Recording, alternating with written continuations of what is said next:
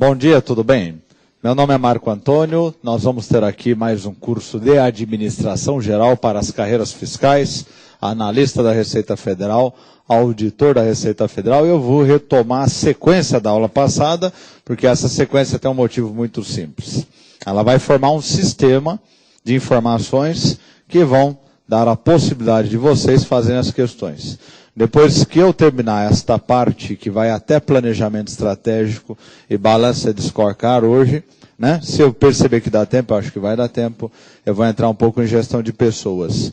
E depois eu tenho aqui uma bateria imensa de questões que vocês já andaram acessando em casa, e aí nós vamos começar a fazer. Primeiro uma bateria mista, tem questões de várias examinadoras, que é para começar a fixar os conceitos, e depois tem uma bateria do Ministério Planejamento, Orçamento e Gestão, que é da Escola Superior da Administração Fazendária. E aí nós vamos fazer questões da ESAF, a sequência de ESAF, para que nós entendamos qual é a estratégia do examinador. Sempre fundamental, né, baixar as provas da examinadora, tá certo? Então, eu vou bater em cima disso. Questões. Na aula passada eu estava falando sobre gestão de processo. Foi um dos últimos temas que eu abordei aqui, né? Nós vimos o que é um processo, é fundamental para poder entender essa aula, é pré-requisito para entender essa aula. Nós vimos que um processo é um conjunto de etapas ou procedimentos que vai chegar até um determinado resultado, né? Daí eu conto sempre aquela historinha da minha filha, né? Fazer o bolo é o processo, o bolo pronto é o resultado. Montar o automóvel é o processo, o carro pronto é o resultado. Lecionar é o processo, a funcional na mão é o resultado. Então, quer dizer, isso é processo, né? Sempre é processo. E isso passa a ser implementado, essa visão de processos na qualidade total, ela passa a ser implementada pelo Taishi Ono, que era o vice-presidente do grupo Toyota, isso lá na década de 40 para a década de 50, um homem talentosíssimo. Não foi o primeiro homem a tratar sobre processos, o primeiro homem a tratar sobre processos, curiosamente, era um homem da organização burocrático-mecanicista, era o engenheiro norte-americano Frederick W. Taylor.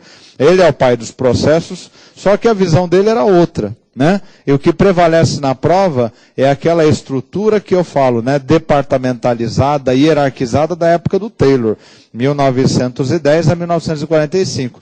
Que o teu examinador da ESAF chama de organização burocrático-mecanicista. Falou organização burocrático-mecanicista, a gente lembra que são as ideias do engenheiro Taylor, do engenheiro Fayol, mais as ideias do sociólogo alemão Max Weber, né?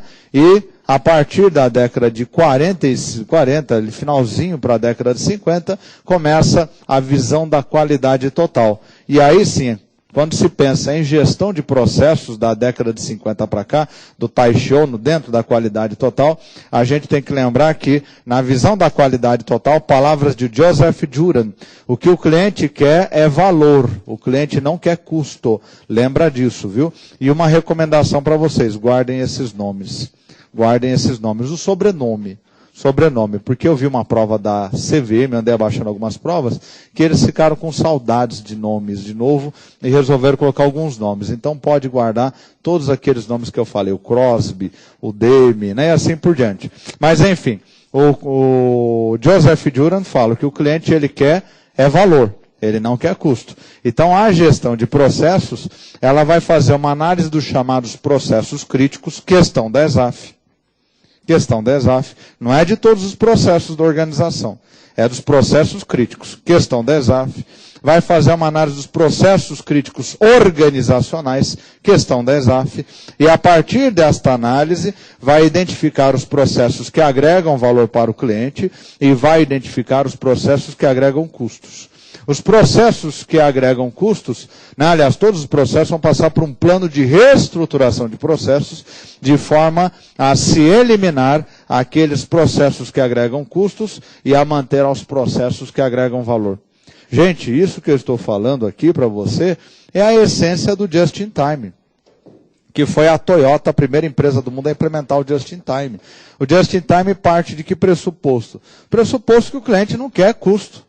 Então eu tenho que eliminar todos os tempos excessivos na cadeia de logística, eu tenho que eliminar a armazenagem excessiva, o excesso de gente. E como é que eu faço isso? Estudando os processos, como é que o produto chega no armazém, como é que ele é movimentado dentro do armazém, como é que ele sai do armazém, como é que é a papelada em torno dessa movimentação, como é que é o inventário, como é que é o controle, quantas pessoas estão envolvidas, né? Até chegar na perfeição que nós temos hoje do Just in Time, que uma empresa já é montada exatamente na frente da outra, os corredores completamente limpos. Quando sai o produto na loja, o sistema de TI, né, o Supply Chain Management, né, que monta todo esse sistema, ele vai informar todos os chamados elos da cadeia. Cada empresa é um elo dentro dessa cadeia do Just in Time. Ele vai informar todos os elos da cadeia que já saiu o produto. E à medida que sai o produto, já precisa montar um para reposição. E montou um, já movimentou a peça de um para o outro, montou do outro para este, e assim por diante, e movimenta toda a cadeia, né? Toda a cadeia. Na realidade, o que o Ford visualizou ao pensar sobre isso, embora ele não implantou, ele imaginou a sua esteira rolante. Só que ele imaginou a esteira rolante não dentro da fábrica, ele imaginou a esteira rolante em todas as empresas, desde o fornecedor de matéria-prima até chegar ao cliente. É como se fosse uma grande esteira rolante. Comprou aqui, ela se movimenta em toda a cadeia. Para fazer isso, a essência é a gestão de processos, que eu já falei para você, que aparece nas provas com muitos nomes parecidos, né? Nós vamos ver hoje aqui um outro nome aqui no BSC, lá está como processos internos de negócios, mas aparece como processos enxutos, sistema de produção enxuta, né? Então a gestão de processos. Professor, eu poderia dizer, eu que trabalhei, né, algum tempo com isso, que a reengenharia é uma gestão de processos? Poder você pode, mas não deve. Poderia dizer que downsizing também é uma gestão de processos? Poder você pode, não deve. Você não deve por causa da prova. Porque o nosso único foco aqui é a prova. E acabou. É botar o X no lugar certo, não é isso? Então, como o Michael Hammer, que foi, né, o teórico da reengenharia, na verdade, o que o Michael Hammer fez? Né, ele foi na 25 de março, comprou o produto lá na 25 de março, você viu que o produto era bonito, o produto era bom, botou no shopping do Guatemi, ele pagou R$15, botou no shopping Guatemi para vender, colocou 150 embaixo e falou, não, isso aqui é um produto novo, importado, porque olha, é um produto que está sendo elaborado agora, está uma loucura. Ele vendeu bem o peixe. E ele vendeu tão bem o peixe que todo mundo comprou e acredita até hoje que o produto foi fabricado para vender no shopping de Guatemi, não foi comprado na 25 de março. Então, na realidade, o que o Michael Hammer fez? Ele foi para o Japão, estudou a gestão de processos, trouxe para os Estados Unidos e batizou de reengenharia. Mas o homem era tão bom de vendas, que ficou o conceito dele. E é o conceito dele que cai na prova e nós já vimos na aula passada. O que era a reengenharia? A reengenharia é uma reestruturação radical. Mas é óbvio que é radical, né, gente? É óbvio que é radical. Por quê? Porque eu vou abandonar um sistema que tem essa visão aqui, a visão burocrático-mecanicista por hierarquia, para isso aqui. É ou não é radical? Olha como o mundo muda, né? Aqui interessa quem manda em quem. Aqui interessa como a coisa anda, ó. Aqui não dá a mínima para quem manda, né? Aqui o empresário fala. Aqui o empresário ele olha para baixo e fala, você tem que saber qual é a sua função. Você tem que saber qual é o seu papel na empresa. Você tem que saber quem você comanda e para quem você dá ordem. Aqui o empresário ele olha para baixo e fala, não dou a mínima para quem resolve o problema, eu quero que resolva o problema. Ele não quer saber quem comanda, ele quer saber quem resolve o problema. Aqui o que interessa é processo. É isso que interessa, né? Então veja que a mudança, olha, troquei uma visão vertical por uma visão horizontal. Questão de concurso público. Troquei uma visão verticalizada, questão da ESAF, por uma visão horizontalizada. Olha outra forma de ver processos aí, né? Isso aí é de uma cadeia de suprimentos. Uma supply chain management, que envolve just in time, né? Então veja aí, né? A visão de processos, como ela muda radicalmente, tá certo? Então, por isso que a definição de reengenharia na prova da ESAF, eu já vi algumas provas da ESAF, aliás, eu vi várias provas da ESAF, em todas elas, a reengenharia, eu não vi exceção. Toda vez que ela vai fazer uma reestruturação, ela é radical. Qualquer coisa que não for radical, você foge que está errado, tá certo? Agora, tem o downsizing. Downsizing também é uma gestão de processo. Só que quem vendeu isso aí foi a IBM.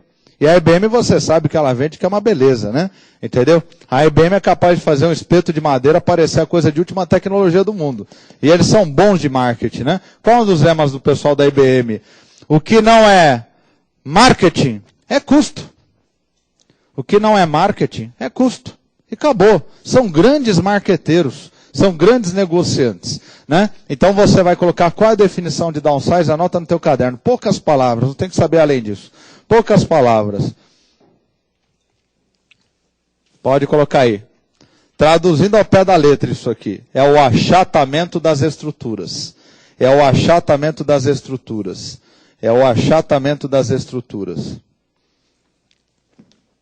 Eu vou te dar outra definição com outras palavras que vai dizer a mesma coisa. Pode colocar aí.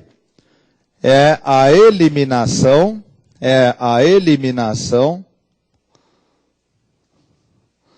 dos escalões intermediários. É a eliminação dos escalões intermediários. E aí eu criei esse diagrama aqui, a única coisa que eu inventei aqui dessa história toda é isso aqui. Que também, que eu acho que, né, ajuda um pouco didaticamente você entender o que é que eu estou falando aqui. De uma forma mais simples ainda. Na teoria da tua prova é isso aqui.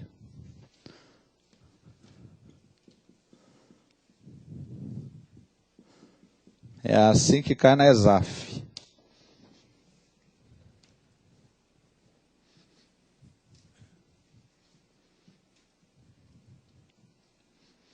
Veja, lá no meu canto esquerdo, vou pedir para o meu amigo aqui, que está aqui nos dando um apoio aqui fundamental, dar um foco aqui, ó. No meu bolo de noiva aí. Dá uma olhada no meu bolo de noiva aí. Joga, né? Obrigado, meu querido. E você está olhando a organização a partir de uma visão burocrático-mecanicista, né? Você está olhando para a organização com seus departamentos isolados, fechados. Cada um é um verdadeiro feudo. Por isso que nós vamos ver que isso funciona como um sistema fechado, uma cultura fechada, né? Isso funciona como uma organização que ela não tem agilidade, ela é conservadora, ela é lenta, ela demora para responder às necessidades do mercado, às mudanças da economia. Por isso que ela não sobreviveu. Sobrevive uma empresinha, outra aqui, a colar, né? Até abrir um Carrefour do lado e ela fechar. Quando abrir o Carrefour, ela fecha e acabou. Ela não sobrevive mais, né? Então, onde eu tenho organizações burocrático-mecanicistas, eu tenho essas organizações, por quê? Porque ali ainda não, a concorrência não chegou. Quando ela chegar, ela vai desaparecer. É uma questão de horas, né? Não é nem dias. Agora, dá uma olhada aqui. Isso aqui é a organização que passou pela reengenharia. Cadê as paredes? Cadê as barreiras?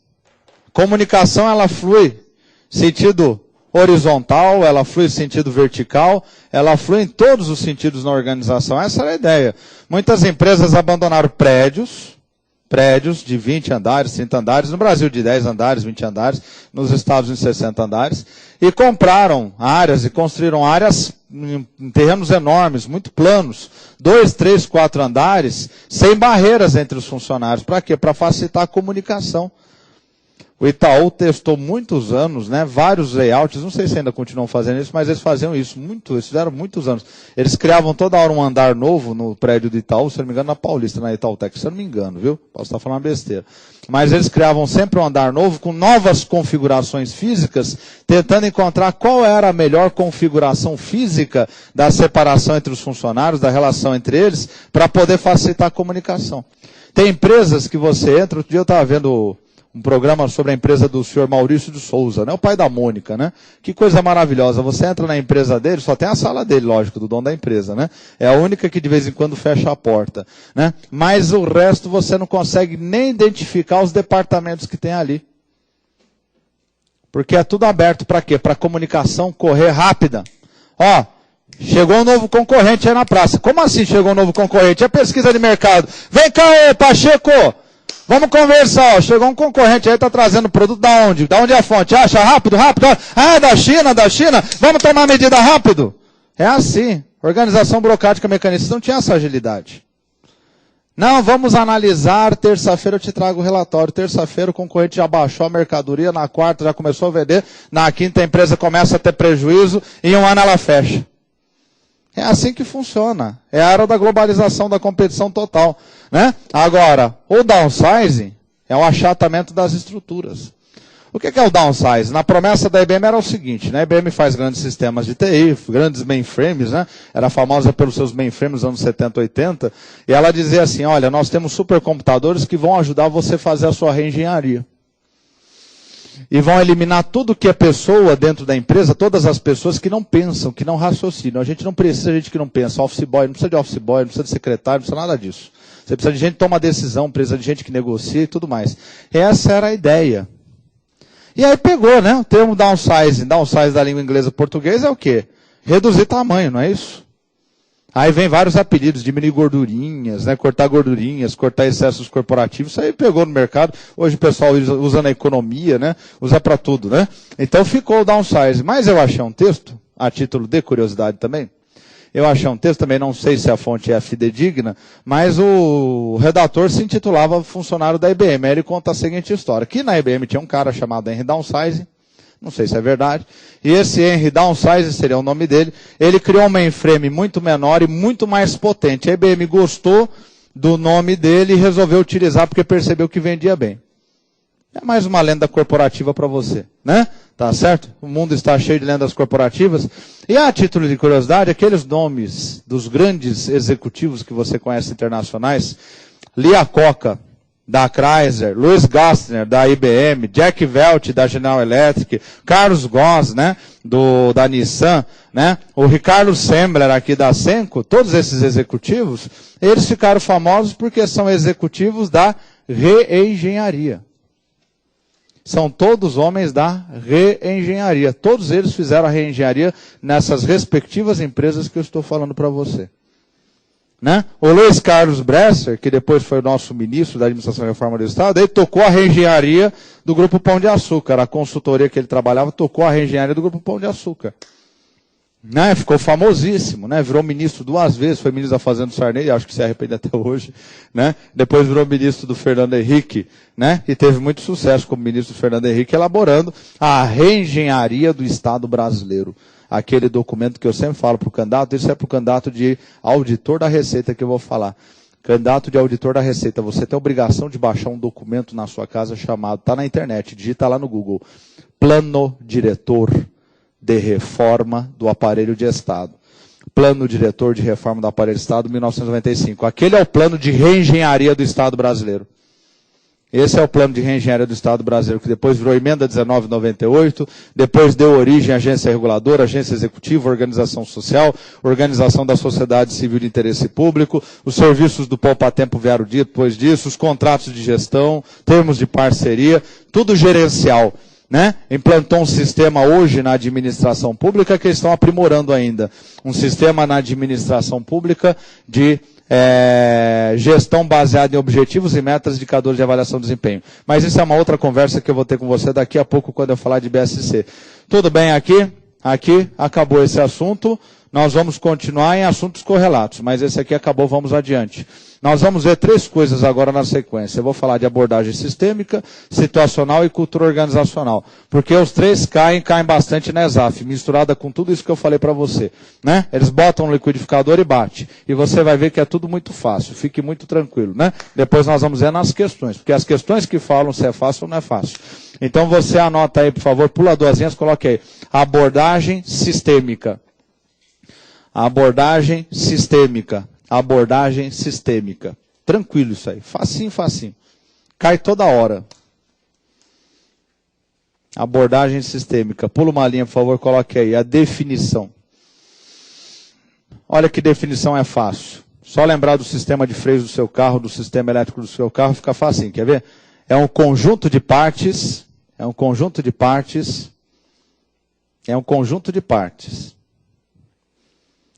que atuam de forma interdependente. Que atuam de forma interdependente. É um conjunto de partes que atuam de forma interdependente. Ponto. Aí pula uma linha, coloque assim. Sistemas fechados. Tem que saber. Tem que saber. Sistemas fechados. Mas é fácil também, quer ver? são aqueles que aparentemente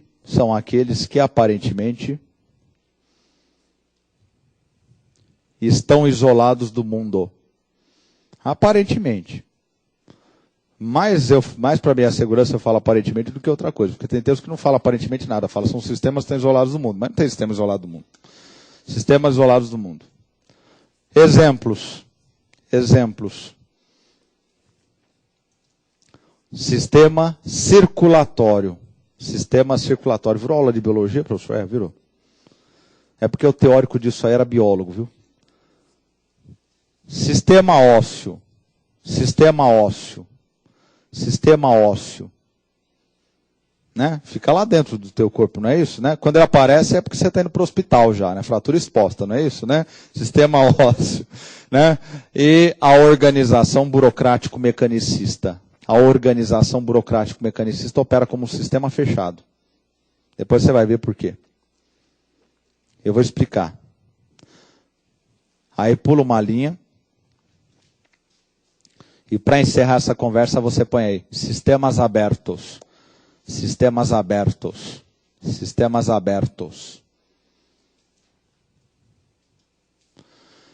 São aqueles que estão interagindo com o resto do mundo.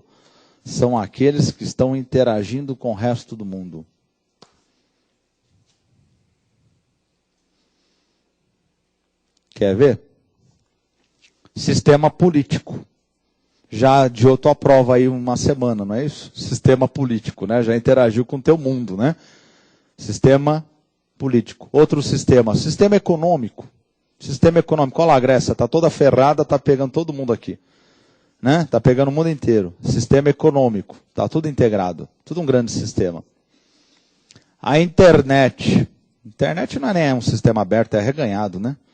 ET entra lá na internet, qualquer coisa entra na internet, né?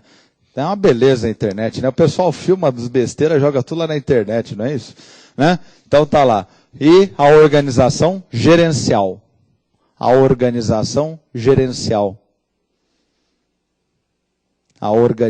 gerencial. Ponto.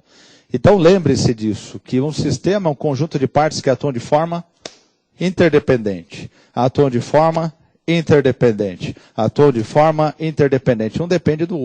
Um depende do outro. Certo? O que eu faço afeta você que está aí. Aqui é um sistema. O que eu faço aqui afeta você que está em casa. Uma pergunta aqui eu tenho que responder para você que está em casa. Se eu não tenho câmera aqui, como é que eu faço? Se o câmera não tem pessoal ali, nós não trabalhamos. É um sistema. Isso é visão sistêmica. Conjunto de partes que atuam de forma interdependente.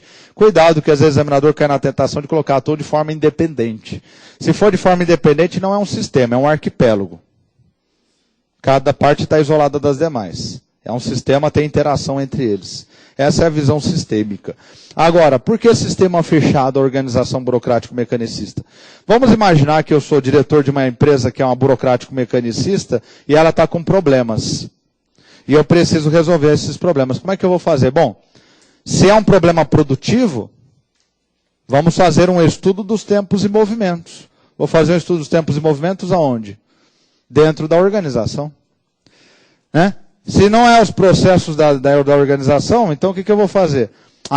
Eu vou fazer uma reestruturação do organograma. É dentro da organização. Não, o problema da nossa organização são as normas e regimentos. Veja que em nenhum momento eu falo de fora. Eu só estou falando dentro da organização. Como se a organização vivesse para o próprio umbigo dela. Ela está olhando só para dentro o tempo todo.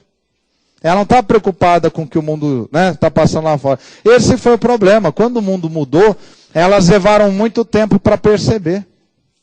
E levaram mais tempo ainda para reagir. As que reagiram, fizeram a reengenharia, algumas conseguiram fazer com sucesso e sobreviveram. Outras não fizeram a reengenharia com sucesso e estão vazando óleo até hoje. As grandes montadoras americanas até hoje estão vazando óleo.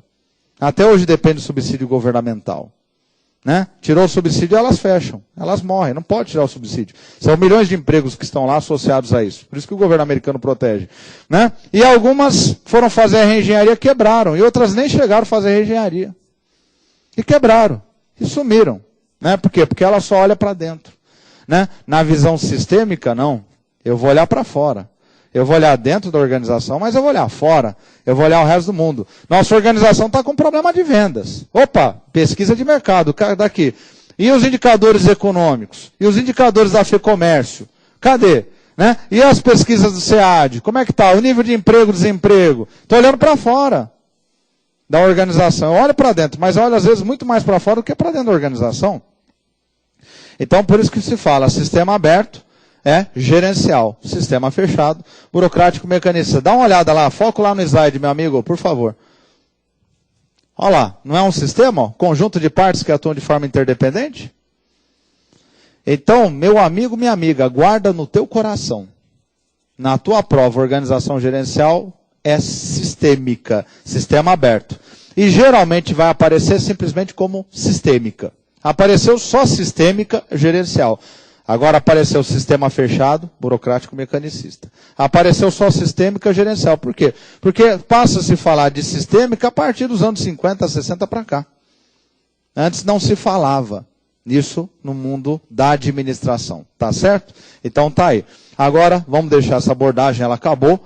Depois você, aliás, depois não, já pula agora, por favor, 2 linhas e coloca outra abordagem aí, bem próxima dela. A abordagem contingencial. Abordagem contingencial. Abordagem contingencial ou situacional. Abordagem contingencial ou situacional.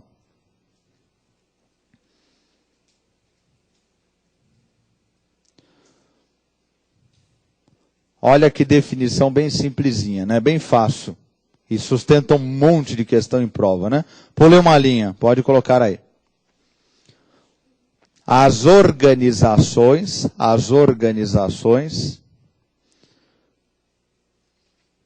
e os líderes situacionais, as organizações e os líderes situacionais são aqueles que atuam observando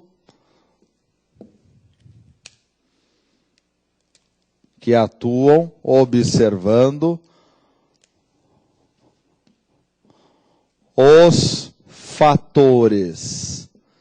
E aí você vai escrever os fatores nessa mesma ordem, desse mesmo jeitão que eu estou escrevendo aqui para você guardar fácil.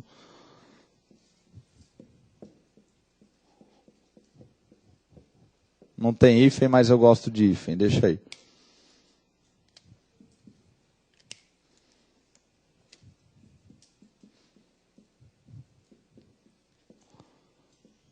Então guarda aí os fatores, né, que eles vão observando, né? A peste.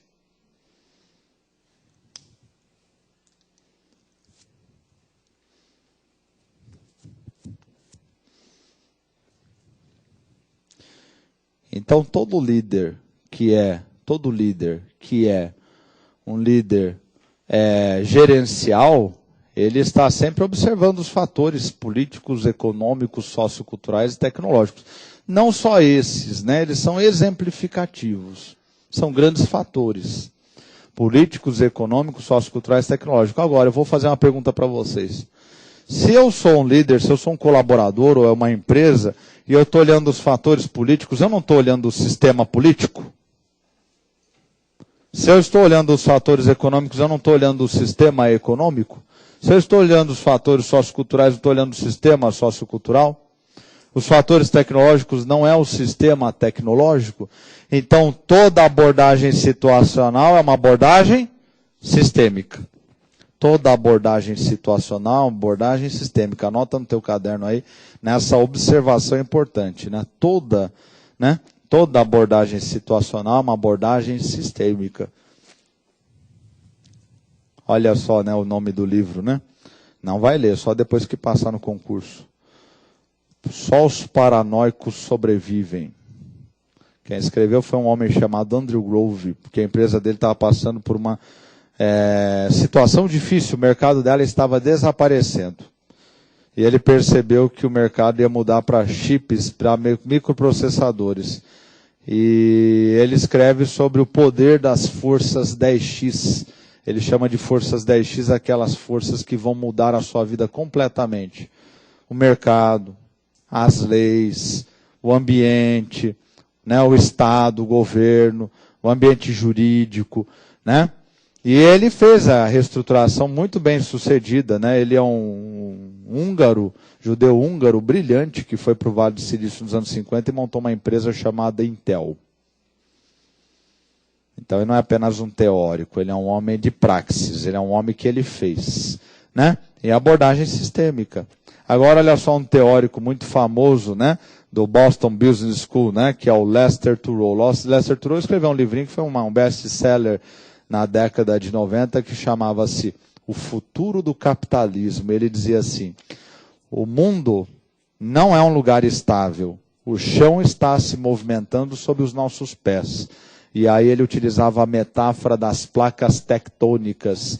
E aí cada capítulo do livro dele dava o nome de uma placa tectônica, só que ele, né, cruzava as informações. Então, a placa tectônica do terrorismo, a placa tectônica da Rússia, a placa tectônica da China, a placa tectônica da abertura de mercado, os fatores que poderiam afetar o mundo corporativo. Abordagem sistêmica, abordagem situacional. E ali ele elencando os fatores, né, que poderiam afetar o mundo das organizações, né. No Brasil teve um livrinho, né, produzido aqui, que foi comentado pelo jornalista e cientista político Heródoto Barbeiro, relatório da CIA 2020. Relatório da CIA 2020 são 4 cenários que a CIA construiu, né? A CIA trouxe os melhores gestores que ela conhecia, eles construíram 4 cenários para os Estados Unidos da América poder tentar analisar para onde ia o mundo e se preparar para esses 4 cenários com os recursos limitados que eles tinham para atender, né? Então tinha lá um mundo com a China como potência, tinha outro mundo como os Estados Unidos como potência, tinha um mundo com terrorismo dominando tudo, e o quarto eu já não lembro mais. Olha um livro do Karl Kersch que foi lançado no Brasil, acho que nem fez muito sucesso nos anos 90. Radar corporativo. Radar corporativo, que ele insiste no livro todo, a tese dele é que as empresas têm que estar olhando para fora. Então, abordagem sistêmica, abordagem situacional e ponto. Ou contingencial, é a mesma coisa. E o que é o líder situacional, que às vezes aparece na prova? O líder situacional é aquele que atua desta forma e, logicamente, conforme o momento precisa. Tem hora que ele é mais autoritário, tem hora que ele é mais liberal, tem hora que ele é mais democrático, de acordo com a necessidade do momento. Na ESAF eu não vi isso que eu vou te falar, eu vi no CESP. O CESP, o autor colocou categoricamente: o líder mais desejado pelas empresas é o situacional, que de fato é mesmo. É o que as empresas querem. Na ESAF ela nunca falou isso. Ela se limita a falar que o líder situacional é aquele que age de acordo com o momento. Fala, minha querida. O líder situacional é aquele que age de acordo com a situação. A colega perguntou o que é o líder situacional, né? O líder situacional é aquele que age de acordo com a situação, podendo variar o seu comportamento,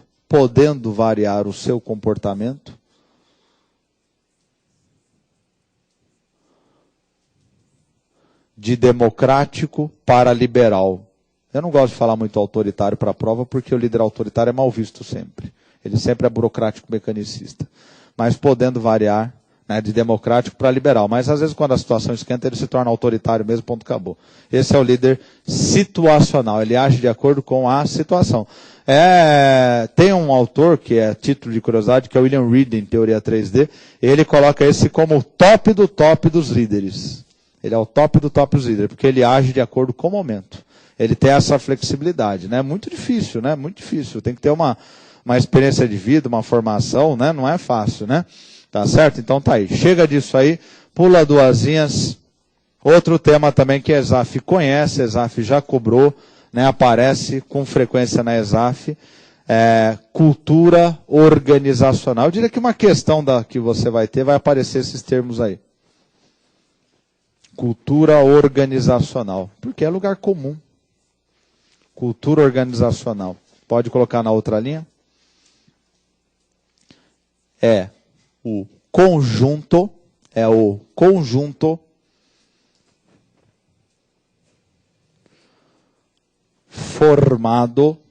formado pelos valores,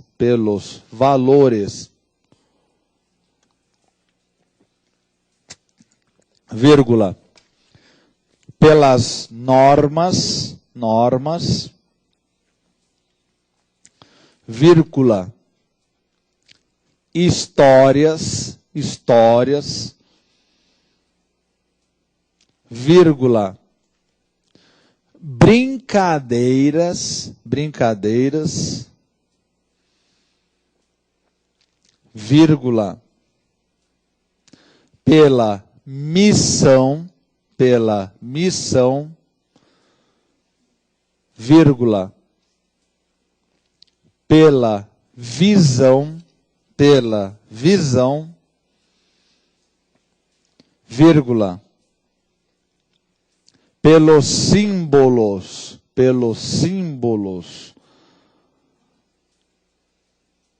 da organização, etc. Ora, a primeira coisa que você tem que ter em mente é o seguinte: cultura é produzido por gente. Porque a ESAF já fez isso na prova, né? Cultura organizacional que decorre das estruturas. Isso aqui não faz cultura. Isso aqui também não faz cultura. Mas nós fazemos isso aqui. Quando nós fazemos isso aqui, nós estamos fazendo cultura. Né? O conceito vem da antropologia. E vem nos anos 50 para o mundo corporativo. Cultura organizacional. O pessoal percebe. Alguém andou lendo um livro do Charles Dumézil, andou lendo um livro do Jean Laplatine, do Claude Lévi-Strauss. E aí, de repente, olhou para a organização e falou: mas isso também está lá. Eles parecem uma tribo. Imagina na década de 50. Todo mundo da IBM usava terno azul. Não é? Todo mundo falava do mesmo jeito.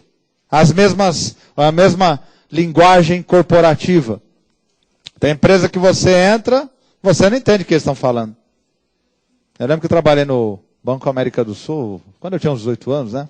Muito saudoso América do Sul, né? Muita simpatia, muitas saudades deles. E lá era DEPAT, DECODE, você ligou para o DEPAT? Só entende isso quem está lá. Você ligou para o DEMAC, era o departamento de marketing, você ligou para... Era só linguagem organizacional. Quem está de fora fica... O que é que estão falando? Cultura organizacional. As piadinhas. Né? Você já reparou que às vezes na tua empresa tem aquela piadinha que todo mundo conta há 10 anos? Todo mundo dá risada até hoje. Você sabe que as pessoas dão risada? Porque elas querem dizer que gostam de estar ali. Não é porque é engraçada a piada. A piada não tem mais a mínima graça. Já contaram 10 vezes a piada. Que piada que tem graça, gente? Para com isso, né? É que nem bolo de chocolate velho, né? Embolorado, né? Entendeu? Mas o pessoal conta aí. E sempre chega alguém novo. Fulano, conta aquela piadinha de novo. Todo mundo dá risada. Não é? Estão dizendo, olha, esse aqui é nosso grupo. Né? Cultura organizacional. A maneira de vestir. Facebook. Como é que se veste os meninos e meninas do Facebook? Vão de pantufas, né? Cultura organizacional. Ai, tá vendo como eles são relaxados? Para de besteira. Isso é coisa pra gente ingênua, né? Não tem nada de relaxado. Ah, porque tá andando de skate. Né? Não tem nada de relaxado ali. É para ele pensar que ele está sendo massacrado lá dentro. É só isso. Porque ele tem metas tão rigorosas lá dentro que aquilo ali deve ser uma pressão que é um inferno só. Né? Eu tenho pavor de organização que o negócio é muito relaxado. Se é relaxado demais é preocupante. Algum lugar a chapa está esquentando. Né? Cultura organizacional. Os símbolos da organização. Complexo da Amado Jesus. Você compra uma apostila, está lá, símbolo, Complexo da Amado Jesus. Você olha a imagem, Complexo da Amado Jesus. Você olha o slide, Complexo da Amado Jesus. Cultura organizacional. A história dos fundadores da organização. Toda organização adora contar, né, que é o mestre da Amado Jesus. Não é? Que deu nome à organização. Cultura organizacional. Os valores de comportamento são normas que orientam o comportamento. Cultura organizacional. Hoje as grandes empresas colocam nos seus sites e médias seus valores, missão e visão. Faz parte da cultura organizacional. O que é a missão? Missão é o que nós nos destinamos. É o que nos propomos. Aprovar mais. É o que nós nos propomos. É a nossa missão. Fazer carros mais confortáveis e confiáveis. Fazer carros com alta tecnologia. Fazer computadores de última geração. É a nossa missão. É a missão que mantém todo mundo focado na organização. E visão. Visão é onde nós queremos estar no futuro ou como nós queremos ser percebidos no futuro. Queremos nos tornar a maior montadora de veículos no futuro. Queremos ser percebidos como a maior instituição de cursos preparatórios de concursos do Brasil. Isso é visão. Visão é sempre para o futuro. Tudo isso faz parte da cultura organizacional. E para que serve cultura organizacional? Olha, você vai ver que serve para muita coisa, mas muita coisa mesmo, né? Então, pula uma linha, anota aí, finalidades da cultura organizacional. Finalidades da cultura organizacional. Finalidades da cultura organizacional.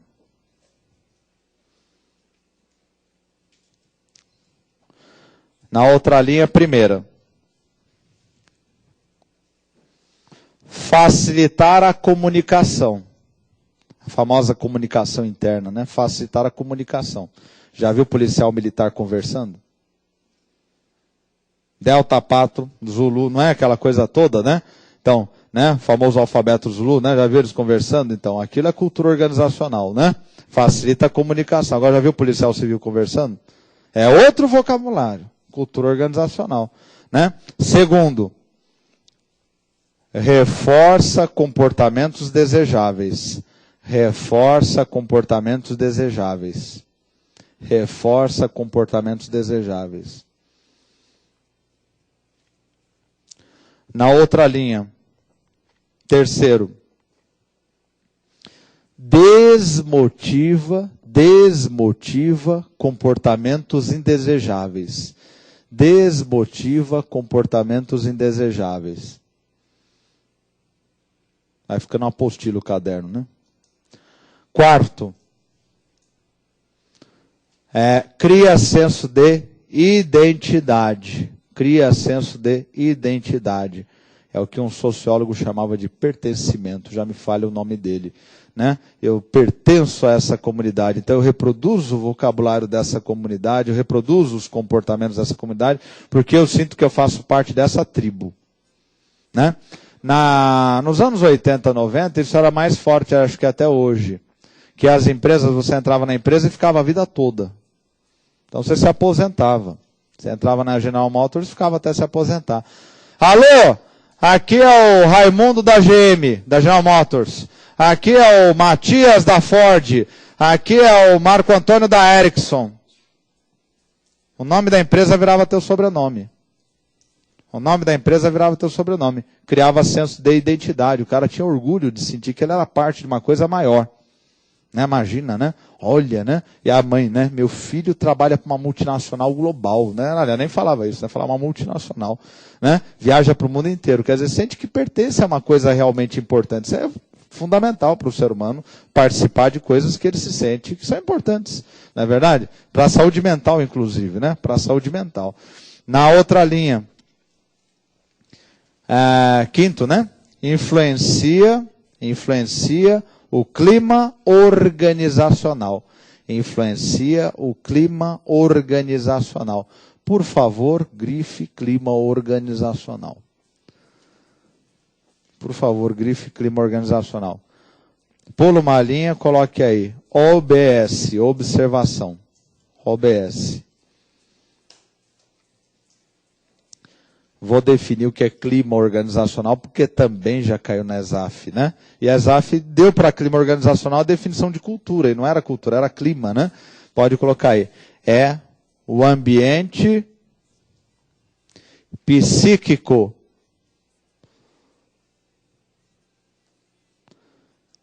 entre os colaboradores. Entre os colaboradores. É o ambiente psíquico entre os colaboradores. Ponto na mesma linha. Quando o clima é bom,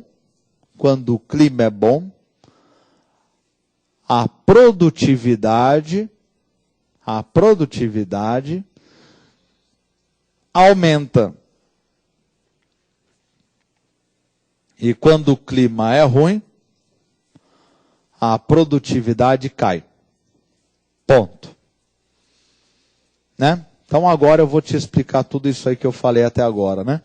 Então, cultura organizacional, você já sabe que tem todos esses elementos, que são os artefatos que formam a cultura organizacional, as piadas, maneira de vestir e tudo mais. Para que serve isso?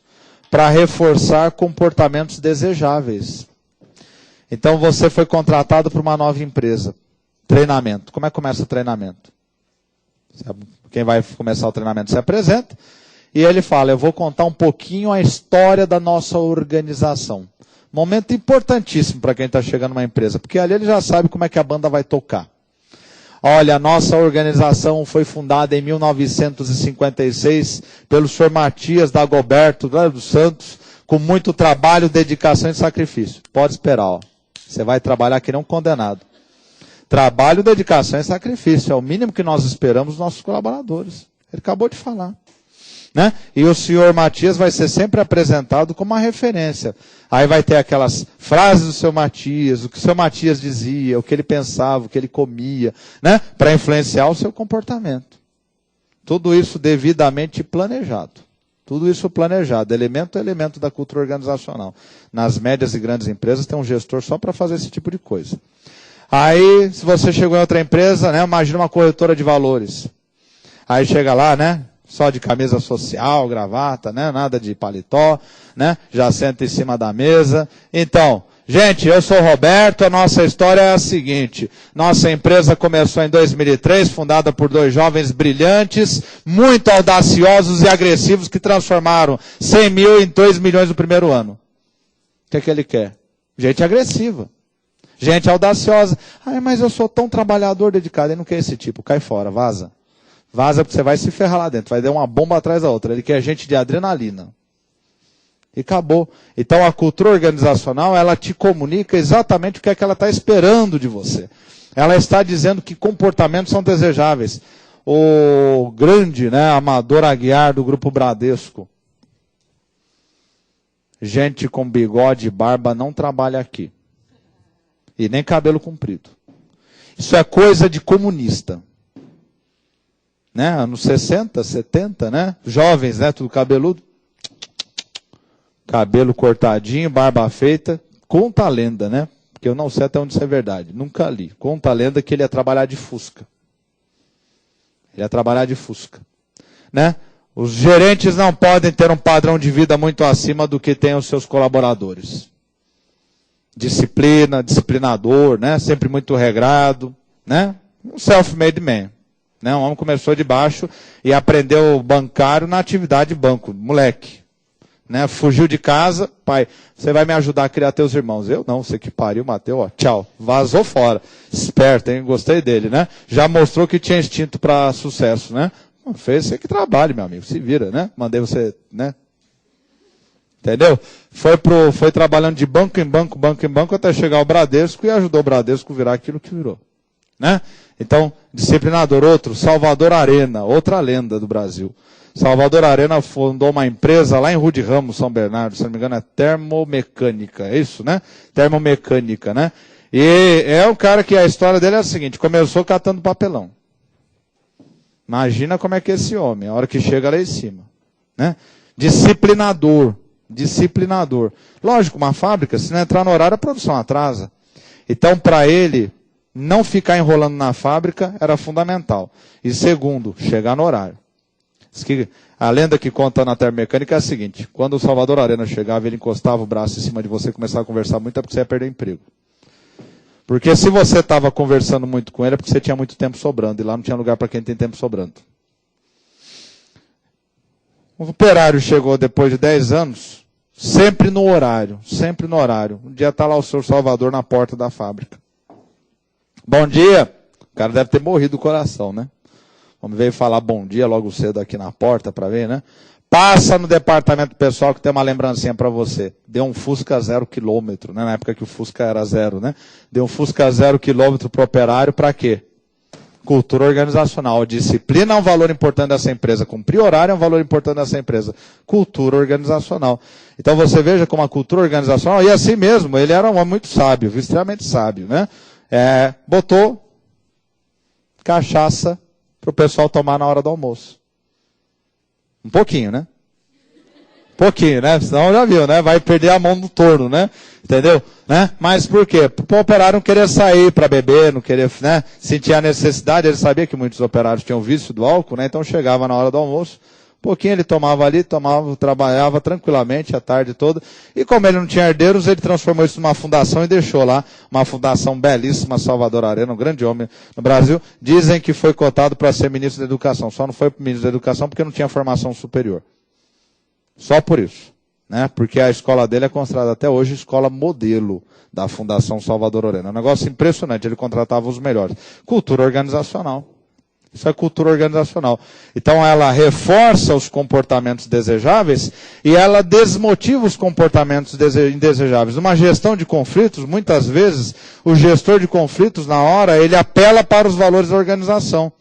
Meus filhos, você sabe que a nossa organização sempre teve como valor o respeito, né? A transparência, né? Então, pelo amor de Deus, vamos lembrar disso na hora que nós formos trabalhar. Para que tanta briga, tanto, né? Esse desrespeito? Isso não é da nossa organização, não é a nossa maneira de pensar. Ele evoca esses valores para poder negociar no conflito. Não? Então, tem essa finalidade. Facilita a comunicação, serve identidade e também vai condicionar o clima organizacional. O que é clima organizacional? É aquilo que quando falta na sua empresa você fala, eu não aguento mais. Quando está faltando na sua empresa você fala, eu quero passar logo no concurso e cair fora. É a relação entre as pessoas, é o ambiente entre as pessoas. As empresas não davam valor para isso, viu gente? Mas elas começaram a dar valor para isso porque grandes revistas começaram a fazer pesquisa, né? Quando você... que dá umas coceiras terríveis, né? Mas enfim... tem alergia, né, tapete, é uma beleza, né? Aí, né, as empresas começaram a ver as pesquisas, e as pesquisas começaram a apontar, né, aquelas pesquisas que você vê em revistas hoje, como Você S.A., Exame, a Fortune fazia isso, né, as 500 melhores para se trabalhar. E aí o pessoal começou a cruzar os dados e começou a reparar que empresas com o mesmo porte, onde o colaborador gostava de trabalhar, tinha quase o dobro da receita de empresa que tinha o mesmo porte, mas os colaboradores não gostavam de trabalhar. Outra coisa, né? Na legislação trabalhista vem endurecendo nos últimos anos, assédio moral, né? Uma série de proteções ao trabalhador. As empresas que o clima organizacional é ruim, o turnover, né? As contratações são muito maiores, porque tem gente pedindo demissão toda hora. O líder, que é o autocrata malevolente, né, aquele que trata todo mundo no chute, berra, fala o que pensa, né, ele parte de um pressuposto meio ingênuo, até idiota, eu diria, de que as pessoas, porque precisam do dinheiro, vão se submeter a todos os seus caprichos. E não se submetem. Então a pessoa precisa. Mas chega uma hora que a pessoa começa a ter problema de saúde, ela começa a ficar irritada, e ela fala, quer saber, meu amigo, para ganhar isso aí eu peço demissão, já enfio a empresa na justiça do trabalho, entendeu? E vou caçar outra coisa para fazer na vida. É casal? Bem, mas por que todo dia você está chegando irritado aqui em casa? Ah, porque a empresa é inferno. Todo dia vem lá o senhor Raimundo lá e fala um monte. Bem, pede demissão, eu seguro você aqui até achar outra coisa para fazer. E acabou. E o pessoal pede demissão agora. Pensa, se você trabalha num lugar que você não gosta, como é que é a tua produtividade? Você faz o básico do básico, e mal feito ainda se bobear. Agora, se você gosta de trabalhar na empresa, você se dedica, você ajuda, acabou meu horário de trabalho, você está precisando de ajuda, espera aí que eu vou dar uma mão para você. Agora, se eu não gosto, lamento, tchau, fui. E dane-se. E o colaborador não quer saber não, então o negócio do terror não funciona. Né? Então, por isso que clima organizacional passou a ser tão importante. Nós temos duas grandes ferramentas que você utiliza para influenciar o clima organizacional. Uma é a cultura organizacional, que vai entrar aí a gestão dos valores, da ética, né? Muito importante. Essas coisas parecem que são bobas na organização, mas são fundamentais na organização. Né? A organização, ela pode não ter muitos valores, ela pode ter pouquinhos. Mas os poucos valores que ela tem que tentar cumprir. Os seus líderes têm que tentar cumprir, porque eles cumprindo aqueles valores, então eles falam, não, para nós é um valor importante o respeito, então tem que tentar cumprir. Né? Eu gosto muito de um filósofo francês do século XVII, Montaigne. Montaigne dizia isso, um homem deve ter o mínimo de valores possíveis, aqueles que ele consegue cumprir. E não mais que isso. Fica tendo 300 valores, não consegue cumprir, vira hipocrisia. Ninguém acredita. Perde credibilidade. Então, poucos valores, mas que aqueles valores vão dar uma estabilidade para o colaborador, porque ele sabe que aquilo funciona como um princípio que limita a ação da empresa. A empresa nunca vai passar disso. A empresa sempre vai agir dessa maneira.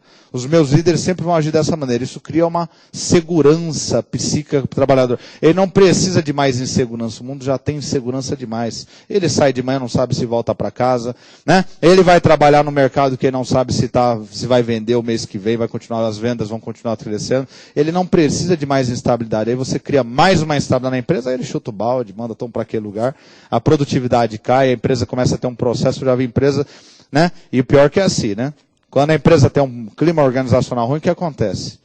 Sai um e entra na justiça do trabalho. Sai mais 4, entra tudo junto. Não é um. Não, sai um, o outro fala, quer saber, eu também vou. Vamos lá, vamos. Vamos lá, ó. Teu advogado é bom? Vamos lá. Já 4, 5, 6 processos, um atrás do outro. Então, esses colaboradores, né? Esses líderes que são péssimos para o clima organizacional, nos últimos anos, ou eles têm passado por reciclagem ou têm sido afastados. As empresas estão demitindo. Por quê? Porque está custando caro. Está afetando os custos da empresa. E mexeu nos custos da empresa, para cima ela não gosta. Né? Pode ser o melhor executivo do mundo. Aumentou o custo, olha filho, foi um prazer trabalhar com você, bom voyage. Até mais. Então está aí clima organizacional. Para encerrar essa conversa, eu vou te perguntar. Cultura organizacional de empresa burocrático-mecanicista, como é que é? Aberta ou fechada? Fechada, porque cultura organizacional é um sistema. E como é que é a cultura organizacional de uma organização gerencial? É aberta, porque cultura é um sistema. Então você coloca essas duas palavras e eu encerrei o assunto e não falo mais sobre isso hoje. Pode colocar aí, né? Observação. Observação. Que são utilizadas para influenciar o clima. A colega está perguntando, quais ferramentas que são utilizadas para influenciar o clima organizacional? Uma é a cultura organizacional, que eu estou falando aqui. A outra é a gestão de conflitos. A gestão de conflitos é fundamental nas empresas, porque o conflito é natural entre o ser humano. Conflito porque um quer o cargo do outro, conflito porque um quer a verba para o departamento dele que está indo para o outro, conflito porque eu sou mais bonito que você, eu sou mais inteligente, como você não percebeu isso, entendeu? Ser humano, só Freud explica. Não é verdade, né? Administrar a gente é a coisa mais difícil do mundo, né? Administrar equipamento, máquina, isso é uma beleza de fácil, né? Gente é mais complicado. Porque é um sistema complexo, né? Vai estourar, você não sabe para que lado, né? Falei para você, aliás, observação, pode colocar aí, né? A cultura fechada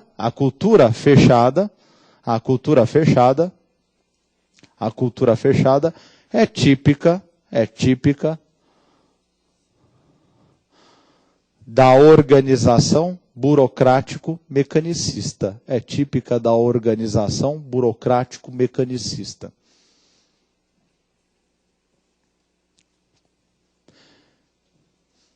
Enquanto que a cultura aberta é típica da organização gerencial. Enquanto que a cultura aberta é típica da organização gerencial.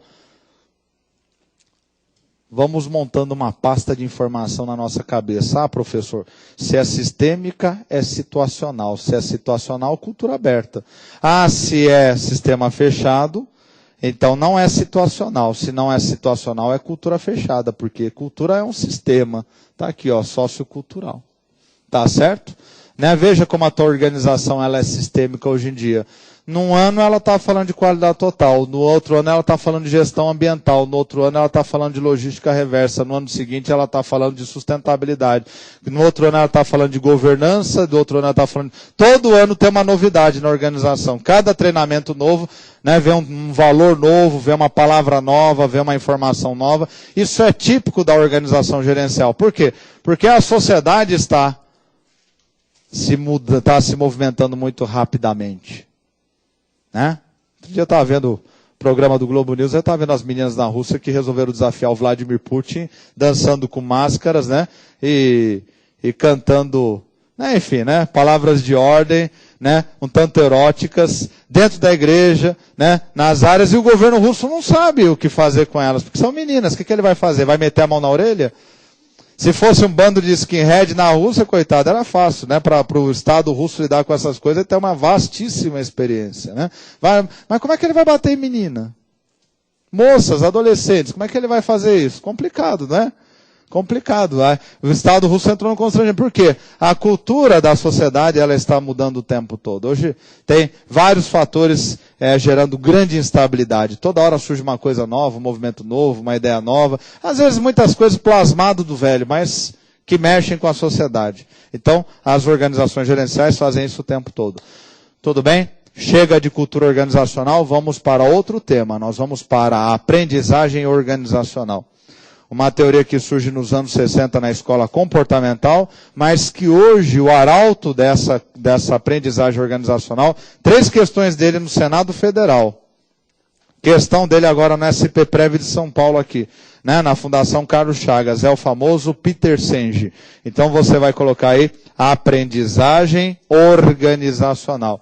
A aprendizagem organizacional. Por favor, aprendizagem organizacional. Tem examinador que gosta de termos anglo-saxões, né? Então já apareceu na Fundação Carlos Chagas Learning Organization, né? LO, Learning Organization, é aprendizagem organizacional. O ESAF não é a mais fascinada, pode ser que tenha uma exceção aí, né? Mas lembra o nome dele, Peter Senge. Como eu sempre digo para os meus alunos, é importante que você senge você mesmo na vida, né? Peter Senge você mesmo. É horroroso, mas você não esquece mais dessa besteira, né? Peter Senge.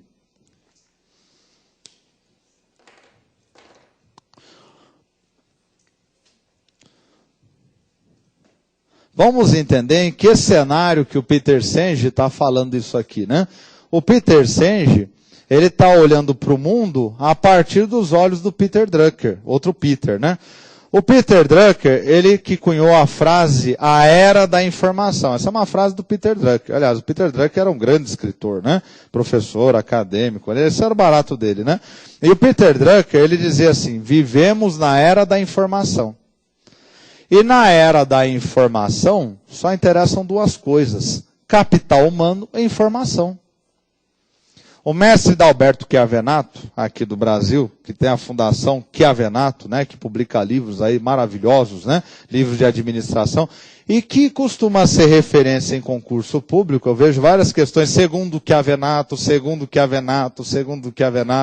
né, tem várias questões de concurso público, né, talvez um dos maiores autores em língua portuguesa de administração, em quantidade de grande qualidade também, né, faz um pool das teorias todas, ele fala assim, né? Ele pega essa frase do Peter Drucker e fala, na era da informação, esse vídeo está no YouTube, é só você digitar lá, Chiavenato.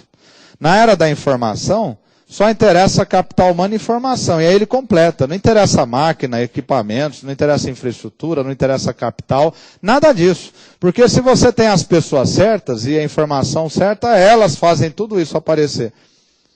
Quer exemplo? Facebook. Quer exemplo? Yahoo. Quer exemplo? Walt Disney. Não é nem tão novo isso aí, né? Mas hoje nós falamos isso. Mas o Walt Disney começou o quê? Numa garagem. Apple começou onde? Numa garagem. Né? Então, quer dizer, isso é, né? A OGX, MMX, o que o Ike Batista é? O Ike Batista, gente, ele é um grande recrutador de recursos humanos. Ele olha para as pessoas dentro das empresas e ele vai recrutando. Cada X daquele que você vê, MMX, OGX, é a cabeça de um colaborador dele.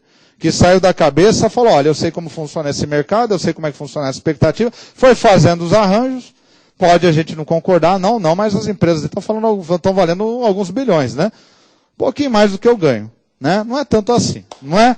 Um pouquinho mais do que eu ganho, né? Mas é o quê? Né? É só isso aqui, né? Informação e capital humano. Então o Peter Senge, ele está pensando nesse cenário para enunciar a aprendizagem organizacional. Ele está menos preocupado com a satisfação do colaborador, que é o que o teórico original da aprendizagem organizacional se preocupava lá, o Chris Argyris, nos anos 60, e ele está mais preocupado com a sobrevivência da organização nesse ambiente inóspito que nós vivemos hoje. Né? Então pode colocar o nome do livro dele, que é o nome da teoria dele. Né? A aprendizagem organizacional, ele chama de A Quinta Disciplina. Perdão, a quinta disciplina. Pode anotar aí. Senão tem esse livro aí na internet, você acha ele, eu acho que no Scrib, né? A quinta disciplina. A quinta disciplina. Tem a primeira, a segunda, a terceira, a quarta, essa é a quinta. A dele é só a quinta disciplina. Guardou a quinta disciplina? É dele aqui, do Peter Senge. Agora anota, por favor. Características, na outra linha, características das organizações que aprendem. Características das organizações que aprendem. 2 pontos. Uma embaixo da outra, bem organizadinho. Tem coisas que você fala, eu já vi isso aqui, professor. Quer ver? Olha a primeira. Primeira, visão sistêmica. Visão sistêmica. Olha a teoria dos sistemas influenciando o Peter Senge. Visão sistêmica. Segunda, exame dos modelos mentais. Exame dos modelos mentais. Depois eu explico.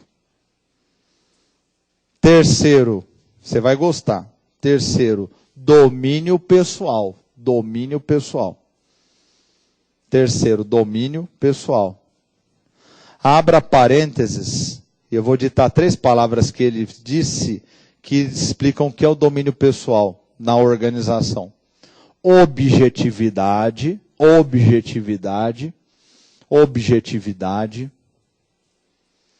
energia, paciência, muita, viu? Paciência, fecha parênteses. Quarto, senso de uma missão comum. Senso de uma missão comum. Aquela missão lá que eu falei lá atrás, né? Ao que a nossa empresa se destina? Não adianta você falar que é lucro, porque toda empresa que é empresa se destina a ter lucro, né? Ou não é uma empresa, é uma fundação filantrópica, uma associação civil. Se é uma empresa, ela se destina... Até fundação tem missão, né? Qual é a nossa missão? Cuidar de crianças de rua. Cuidar de crianças de rua não é cuidar de crianças excepcionais, são coisas diferentes, né? Qual é a nossa missão? Cuidar de pessoas com deficiência visual. Então, não é cuidar de criança de rua, né? Tem que ter missão. Qual é? Senão você perde o foco, começa a investir aqui, aplicar lá, daqui a pouco a empresa quebra porque não sabe para onde vai, né? Para isso que serve missão.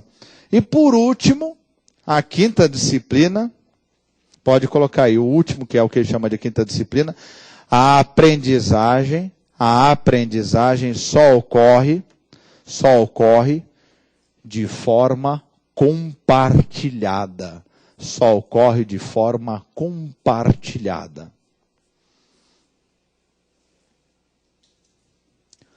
Ponto. Então, olha só, né? Como isso se aplica à nossa vida. O que a empresa precisa ter para ter sucesso? Primeiro tem que ter visão sistêmica. Você teve visão sistêmica, olhou para o mercado. Tem que fazer exame dos modelos mentais. Quem? Os colaboradores da empresa. Você fez um exame profundo do seu modelo mental. Quer dizer, examinar os seus valores. Será que os meus valores estão de acordo com a empresa? Você chegou à conclusão que não. Tem que ter domínio pessoal. Objetividade, você sempre teve. Por isso está estudando aí focado, né? Energia, você tem, está estudando focado. Paciência, acabou. Não tem mais. Não aguenta mais a empresa que você está, né? Olhou para a missão da empresa, falou, não tem nada a ver comigo. E aí, aprendizagem organizacional, conversou com seus amigos, aprendeu. Vou cair fora e virar servidor público. Não é isso? Tá vendo como é que se aplica? Para você, né? Mas na organização a ideia é outra, né? A organização a empresa tem que ter visão sistêmica, os seus colaboradores têm que entender que a empresa é afetada pelo mundo inteiro e que cada um afeta os outros. A minha equipe afeta a sua equipe, afeta a equipe dela que me afeta e assim por diante. O mercado afeta a todos nós e nós temos que trabalhar para sobreviver. Nós temos que ter objetividade para enfrentar o dia a dia. Nós temos que ter energia, porque o Peter Senge sabe que o nosso mundo é estressante, não tem moleza. E tem que ter muita paciência. Um abacaxi por hora. É uma batata quente por dia, é um BO por segundo. Então tem que ter muita paciência. tem que fazer um exame dos modelos mentais, porque o mundo está mudando, e se nós não mudarmos, nós vamos ficar obsoletos, a empresa não vai conseguir sobreviver, e a gente fecha. Tem que ter a missão da empresa aqui. A missão é mais importante que as minhas vaidades pessoais. E a aprendizagem tem que ser compartilhada. Quer dizer que nessa era que nós vivemos, não dá para você guardar tudo para você. Você tem que compartilhar algumas coisas para gerar sinergia e para todo mundo conseguir alcançar a missão da empresa e ter sucesso e pagar as contas e sobreviver. Então, essa é a visão do Peter Senge. Alguma dúvida? Fala, meu amigo. Tem a ver com aquela espiral do conhecimento. Diria que é o processo como se aprende, né? Teoria do conhecimento, né? E tem a ver também com a teoria do conhecimento, dados que vão somados vão virar informação, que somados vão virar conhecimento, que somados vão virar inteligência, né? Tem a ver com educação corporativa também, né? A chamada educação corporativa, que as empresas vêm estruturando, né? Verdadeiras faculdades, universidades. Na verdade, isso não é tão novo, esse negócio de educação corporativa. A Lever, né? Esse grupo belgo-holandês e o Caramba 4, quando veio se instalar aqui no Brasil, ela já criou uma estrutura de educação corporativa aqui. Ela tem uma verdadeira universidade. Foi uma das primeiras empresas no Brasil a ter uma estrutura de educação corporativa. Hoje, gente, toda a administração pública praticamente investe em educação corporativa. Veja, você vai passar no concurso e vai fazer treinamento numa escola, Escola Superior da Administração Fazendária, Educação Corporativa, que tem relação com a aprendizagem organizacional. Né? No estado de São Paulo tem a FASESP, da Secretaria da Fazenda do estado de São Paulo, que é a escola que prepara quem passar aqui no concurso aí que vai abrir, está autorizado aí quase 900 vagas para, né, o fiscal de rendas ou fiscal de ICMS, sei lá o que vale aqui no estado. A boca é boa, viu? R$13 mil para cima, né? No município de São Paulo, foi um dos primeiros municípios do Brasil a ter uma escola de servidores públicos. Foi um dos primeiros municípios no Brasil, isso nos anos 60, sob o comando do ex-prefeito Faria Lima, que era brigadeiro da aeronáutica, foi eleito democraticamente. Era anos 60, mas ele foi eleito, diga-se de passagem. E com o apoio do brilhante mestre Eli Lopes Meirelles, que todo mundo fala que ele foi secretário do município de São Paulo. Ele ajudou a estruturar uma escola do município de São Paulo, que hoje chama-se, né, se não me engano, Centro Educacional Faria Lima. Né? Então, São Paulo foi uma das primeiras a ter a necessidade, percebeu o Faria Lima, que precisava melhorar os recursos humanos da administração pública. Agora, o que muda dos anos 60 para hoje? Porque a aprendizagem organizacional vem dessa época. O que muda nos anos 60 é que a aprendizagem organizacional ela visava aumentar a motivação do colaborador, a satisfação. Aumentando a satisfação, teoricamente, aumentaria a produtividade dele, né? E, logicamente, aprimoraria as suas habilidades. Hoje a aprendizagem organizacional ela tem relação direta com tudo isso que eu falei, tem relação com as habilidades, conhecimentos e atitudes, né, a chamada gestão de competências. Mas hoje é muito mais por uma questão de sobrevivência no mercado privado e na administração pública ela investe muito como forma de aprimorar a prestação do serviço público.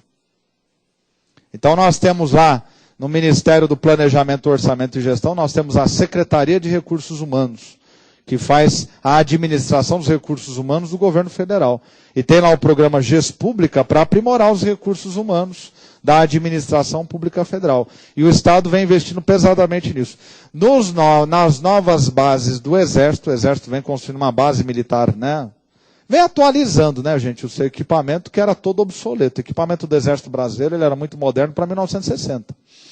Né, nesses anos de prosperidade para cá, né, tem um plano de defesa nacional, ele veio se remodelando. E nas novas bases que eles vêm fazendo, tem centros com computadores e orientadores para que os soldados continuem estudando. Soldados, cabos, sargentos, oficiais, continuem estudando à distância. O famoso EAD, ensino à distância, que a ESAF também conhece. Ensino à distância está dentro dessa característica da aprendizagem organizacional hoje, da educação corporativa.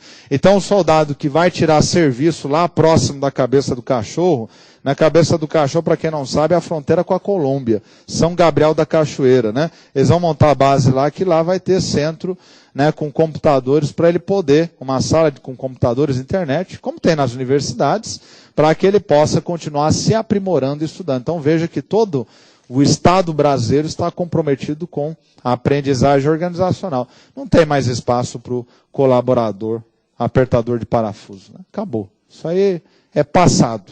Né? Eu digo isso não para vocês, evidentemente, que são um público muito mais sofisticado. Mas eu leciono a concursos há 12 anos, eu leciono com todos os públicos. Eu pego muitos jovens, 18, 20 anos, que estão começando, e eu falo para eles, olha, a realidade é a seguinte, na verdade sempre foi, né? Mas vai ficar pior. Né? Quem não estuda, quem não se aprimora, vai ser mão de obra escrava e acabou. Vai ter os piores serviços, os piores, sempre foi isso, né? Mas eu acho que está piorando, né? Porque antigamente, pelo menos, o cara tinha um cenário ruim, mas ele tinha espaço no quintal dele, criava as galinhas dele, não tem mais espaço, são tudo metrópoles esse país. Você olha qualquer cidadezinha, agora a cidade, minha cidade querida lá de Rio Branco, né? No Acre, inaugurou um shopping center. Não tem. As vilas estão desaparecendo desse país. Né? Estão virando grandes cidades ou mega cidades. Né? Como é que o cara vai ser feliz com pouco dinheiro? Dá para ser feliz com pouco dinheiro quando você tinha um quintal enorme, botava a rede, não é? Botava as galinhas lá, né? Então o cara falava, essas coisas aí não são importantes para mim. Hoje não tem escapatória. Não tem escapatória. Né? Antigamente dizia meu avô, né? Você planta no teu quintal uns pés de banana, planta mandioca, não é isso? Hoje vai plantar mandioca onde? Você tem que estar no mercado. Você está escravo do mercado. Ou você é capitalista, ou você é colaborador. Não tem outro jeito, né? Ou então vira servidor público, que é o caminho, né? Mas quem quer virar servidor público já é estudioso, né? Porque não tem como virar servidor público federal sem ser estudioso hoje em dia, sem ter disciplina, né? Qual é a maior virtude para se passar em qualquer concurso público? É só uma. Não, dá duas, vai. Disciplina, disciplina, disciplina, disciplina. Disciplina, disciplina, disciplina e paciência. Não precisa ser inteligente, não precisa nem ter saúde mental, pode ser até meio esquisitinho. Mas é um esquisitinho disciplinado, passa em concurso. Ô gente, você viu a juíza lá no Rio de Janeiro que foi, né, presa porque, né, espancava a menina, né? Imagina. Aí minha esposa é psicanalista, a hora que ela olhou pro cabelo da mulher, ela falou, olha só, né? Mas até o cabelo, só de bater o olho, você vai ver que tem uma coisa errada. Não é? Mulher já com uma cara assim, né? Entendeu? Parecendo, né, um Rottweiler, né? Entendeu? Perdoe a minha magistrada, né? Mas enfim, né? Você viu outro servidor lá no Rio Grande do Sul que atropelou um monte de gente com bicicleta? Se não me engano, ele era da Receita ou do Bacen. Ele era um servidor de alto. Tá vendo? Sai da frente! Sai da frente! Atropelou um monte, voou um monte de ciclista para tudo que é lado. Você vai dizer que um cara daquele é normal. Se você achar que ele é normal, você está precisando de ajuda. Entendeu? Então, né? Não precisa nem ser normal mentalmente, só precisa ser disciplinado. Né? Ser disciplinado e paciência, porque às vezes o resultado não vem na velocidade que a gente quer. Né? Se vier, melhor ainda, né? Entendeu? Mas são as duas únicas virtudes. Olha, eu já vi candidatos muito bons que não passavam em concurso público porque testavam uma vez, duas, três, não conseguia, desistia. E eu vi gente chegar aqui, não sabia nem falar direito, está hoje trabalhando em administração pública. Mas ele fez um ano, eu falava para ele, não, você vai estudar um ano atrás do outro até passar.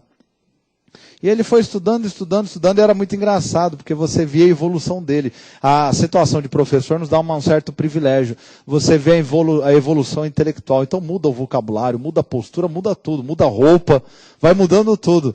Né? E daqui a pouco ele passou. Tá dizendo que a roupa vai ficando furada, né? Mas enfim, né? Então tá aí, né? A aprendizagem organizacional. Quanto tempo a gente tem, meu querido? Tem tempo ainda?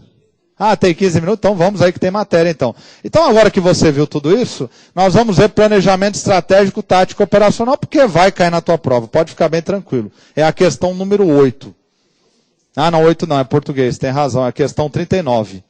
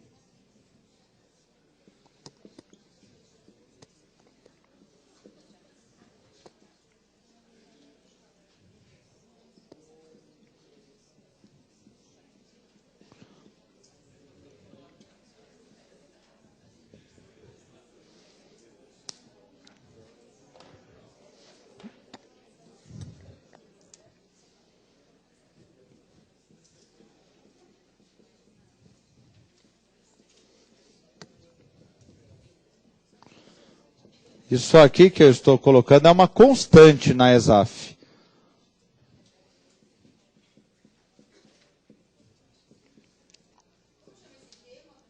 Planejamento estratégico, tático, operacional. O colega perguntou qual era o nome do tema. Planejamento estratégico, tático e operacional. Outro. Agora as coisas vão começar a se fechar. Tudo aquilo, planejamento estratégico, tático, operacional.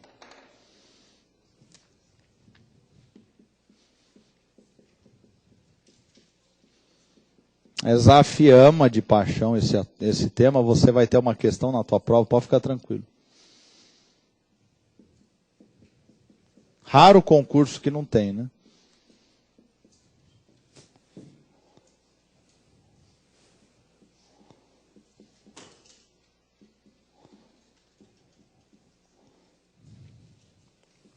Para você que está em casa aí, me assistindo a gente aqui, planejamento estratégico está em vermelho, sempre é de longo prazo e o alcance dele sempre é global.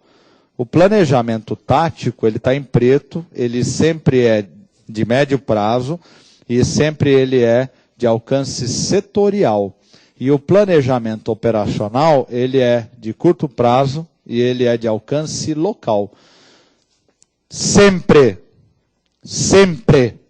em qualquer prova da ESAF. Se tiver diferente disso, socorro.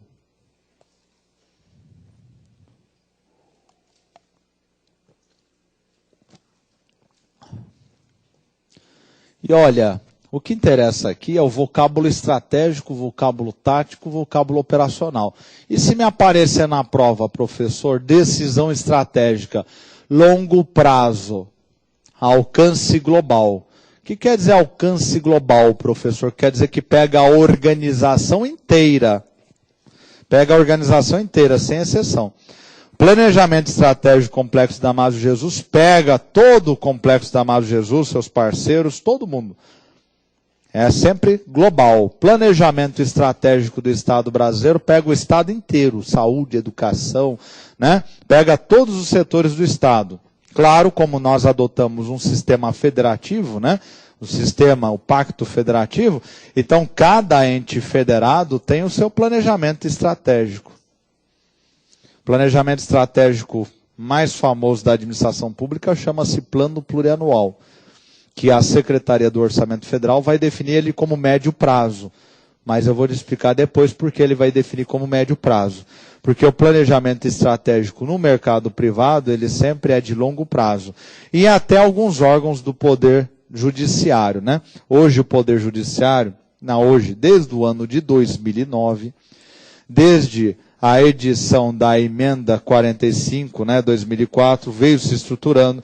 Em 2009, o Conselho Nacional de Justiça já estava bem estruturado. E o ministro Gilmar Mendes comandou uma reestruturação no Poder Judiciário que estabeleceu que cada tribunal tem que ter o seu planejamento estratégico. Agora, o planejamento estratégico de cada tribunal em particular, ele é de longo prazo. Ele é clássico, é igual esse que está aqui. Ele é diferente do plano plurianual, ele é de longo prazo. Por quê? Porque o judiciário é uma instituição mais estável. Então ela consegue ter uma visão mais tranquila do tempo para poder implementar suas reformas. Diferentemente do poder executivo, que ele está muito submetido ao ritmo de 4 anos. O agente político no Poder Judiciário, ele vai tomar posse do seu cargo e vai ficar ali até ele ser promovido, ou pedir exoneração, enfim, ser demitido. Então ele vai ficar lá um tempão. É diferente do agente político do Poder Legislativo, do Poder Executivo, que tem um mandato de 4 anos.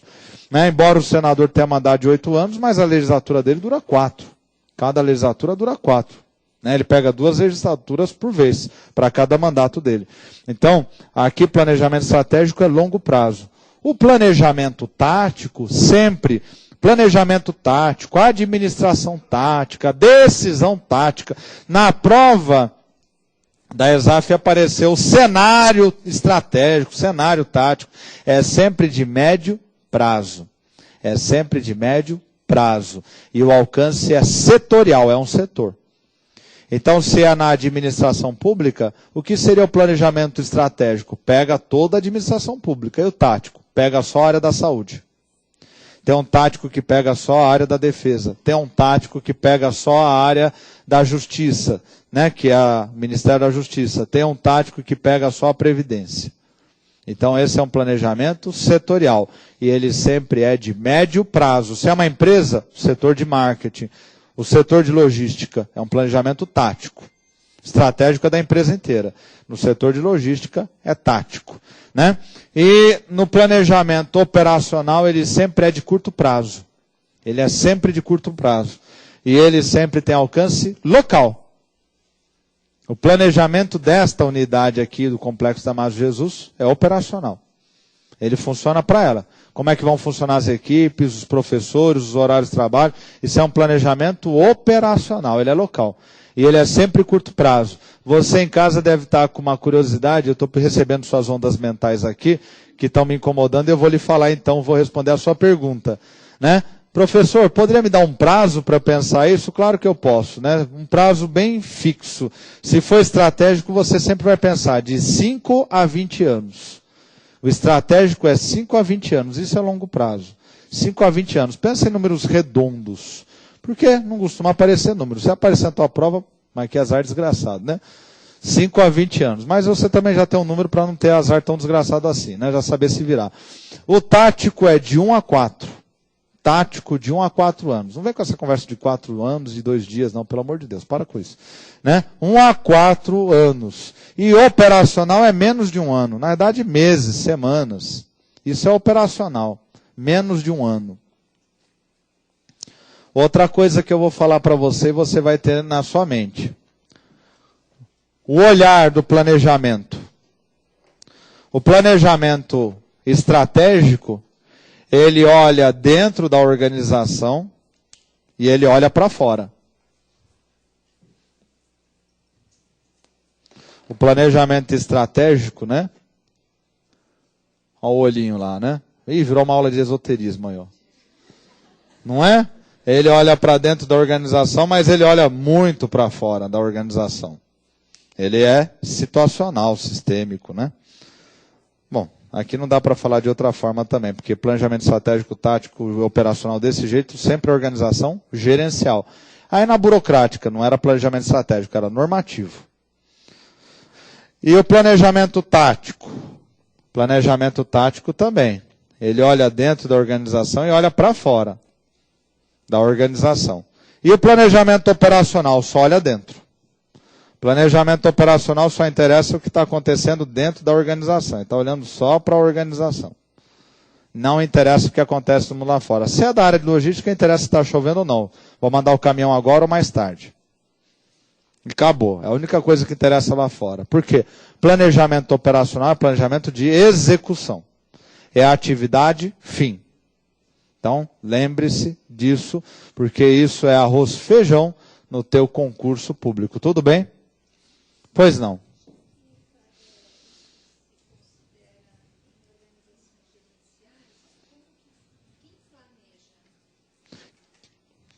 Cúpula. O colega perguntou, se isso acontece em organizações gerenciais, quem planeja? Aqui é a cúpula estratégica. Aqui é o nível tático. E aqui é o nível operacional. Então, o papel de planejar, o planejamento estratégico é da cúpula estratégica. O que vem acontecendo hoje nas organizações gerenciais, como os recursos humanos eles vêm se aprimorando muito, né, com aprendizagem organizacional, educação corporativa, eventualmente se admite chamar alguns gerentes do nível tático para participar do planejamento estratégico. Imagina, ou até do nível operacional. Imagina, por exemplo, o planejamento estratégico de uma empresa como a Ferrari. Aí eu tenho um gerente operacional que ele é o homem que mais faz cursos de tecnologias e motores no mundo.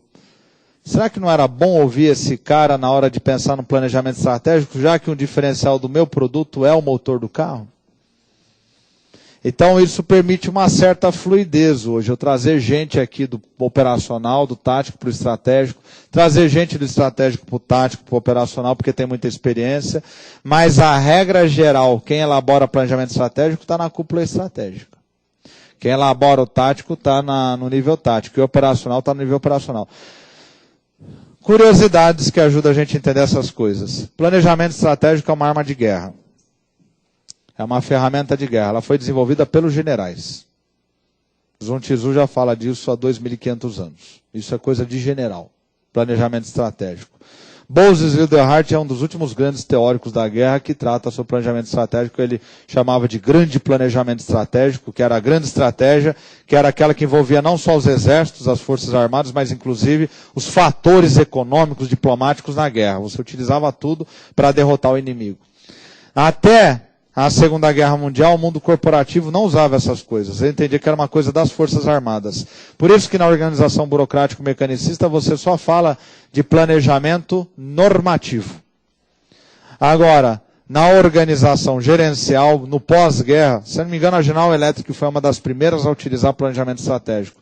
Eles ficaram tão impressionados com a guerra que começaram a querer utilizar planejamento estratégico. E outra, né? Muitos oficiais, quando voltaram da guerra, foram trabalhar em empresas privadas, deram baixa e foram trabalhar em empresas privadas.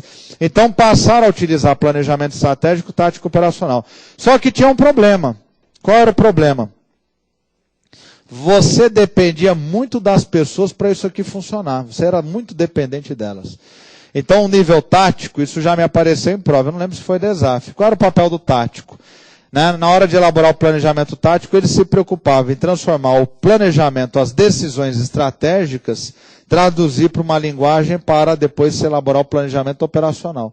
Então, o gerente tático, também chamada de linha intermediária, né, o Mintzberg vai chamar isso aqui, né, de linha intermediária na empresa, os gerentes intermediários. Né, ele fazia essa integração entre o estratégico e o operacional. Só que você depender das pessoas é muito complicado. Você depender das pessoas é muito complicado. Por quê? Porque no dia a dia ele tem 300 afazeres. Então isso ia ficando, a ponto da revista Fortune editar um artigo nos anos 90 dizendo o seguinte: o planejamento estratégico, em mais de 90% das empresas norte-americanas, eu estou falando a Terra que começou a utilizar isso, não passa de uma peça de ficção. Depois do intervalo eu vou te mostrar como essa peça de ficção evoluiu para uma ferramenta que hoje a maioria das grandes empresas usam com muita eficiência e muita eficácia. Até daqui a pouco, meu querido, minha querida, aguarda um pouquinho, eu já